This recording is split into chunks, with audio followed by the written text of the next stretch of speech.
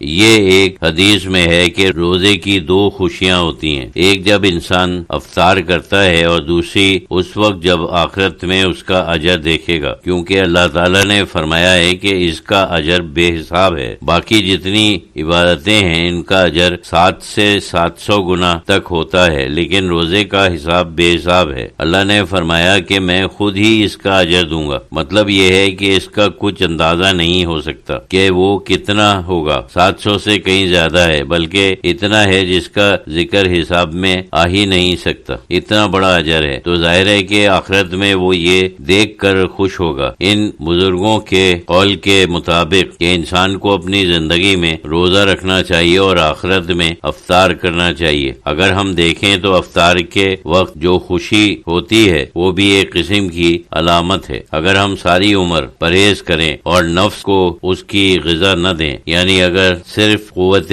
لا یموت اس کو دیں کہ وہ زندہ رہے لیکن وہ موٹا اور طاقتور نہ ہو، تو یہ بھی ایک قسم کی علامت ہے کہ اس طریقے سے ہمیں اس کا اجر آخرت میں ملے گا۔ جو اس وقت خوشی ہے کہ ہم امتحان میں کامیاب ہوئے ہیں، وہ تو ایک بہت معمولی سی چیز ہے۔ اصل چیز تو وہ ہے ان دونوں کی آپس میں ایک رابطہ ہے۔ اصل میں یہ چھوٹی خوشی اس بڑی خوشی کی علامت ہے، وہ الگ الگ نہیں ہے۔ یہ ان لوگوں کے لیے ہے جو ان چیزوں کے معنی پر نظر رکھتے ہیں۔ تصوف کے معنی یہی ہے، تصوف کا مقصد یہی ہے کہ ہر چیز کی معنیت کی طرف ہماری نظر ہو اور اس کی ظاہری شکل سے ہم مطمئن نہ ہوں۔ رمضان میں زیادہ عبادت کرنا بھی اس چیز کی طرف اشارہ ہے کہ تعلق دنیا چھوڑ کر ہی اللہ تعالیٰ ملتا ہے۔ اللہ تعالیٰ غیرت مند ہے۔ حضور صلی اللہ علیہ وسلم نے فرمایا کہ اللہ سے زیادہ غیرت مند کوئی نہیں، صرف وہ لوگ جو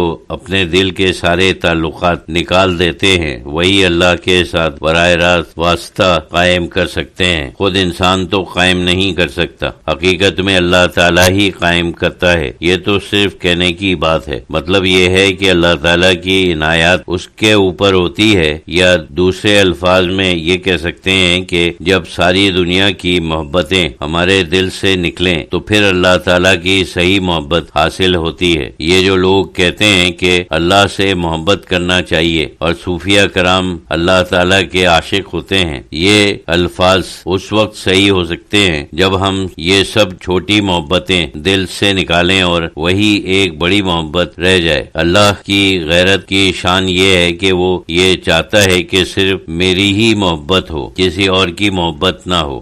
تقریر ختم کرنے کے بعد حضرت شہید اللہ فریدی رحمۃ اللہ علیہ نے فرمایا کہ کسی کو کچھ پوچھنا ہے۔ ایک صاحب نے عرض کیا کہ اگلے اتوار کو کینٹ والے مکان پر ملاقات ہوگی۔ حضرت شہید اللہ فریدی رحمۃ اللہ علیہ نے فرمایا، ہاں میں وہیں ہوں گا۔ روزہ تو اتوار کو نہیں ہو سکتا، پیر یا منگل کو ہوگا۔ میں انشاءاللہ ہفتے کو چلا جاؤں گا۔ یہ جمعرات کا حلقہ یہیں ہوگا۔ حاضرین میں سے ایک صاحب نے دریافت کیا کہ اتوار کو آئندہ یہیں حلقہ ہوگا۔ وہ صاحب اتوار کی ملاقات کو حلقہ کہہ رہے تھے۔ حضرت شہید اللہ فریدی رحمۃ اللہ علیہ نے فرمایا کہ رمضان میں اتوار کی نشست نہیں ہوگی۔ رمضان میں تو عبادت اپنے گھروں میں ہی کیا کرو۔ بات کا کام نہیں ہے، کار کا وقت ہے، بلکہ یوں کہہ سکتے ہیں کہ کلام کا وقت نہیں ہے، کام کا وقت ہے۔ کام میں لگے رہنا چاہیے، باتیں تو ہوتی ہی رہتی ہیں۔ اپنے آپ کو اعتکاف میں تصور کرنا چاہیے، اس قسم کا اعتکاف کے ہر فضول اور غیر ضروری کام کو چھوڑ کر عبادت میں لگ جائیں۔ کسی قسم کی عبادت ہو، چاہے